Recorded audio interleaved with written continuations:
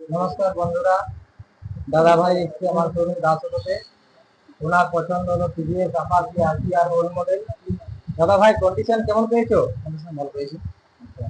কত কিছু গিফট করবে এইভাবে? তাহলে তোমাকে আমি বাইকের সঙ্গে ফ্রি দিচ্ছি 2 লিটার পেট্রোল,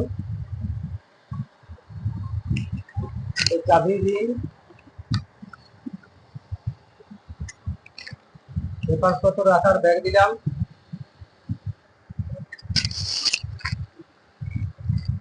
টি শার্ট দিলাম,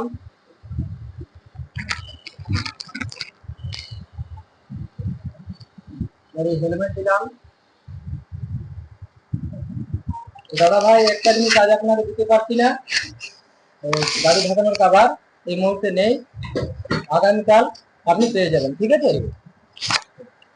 সত্যি তো? একদম ঠিক।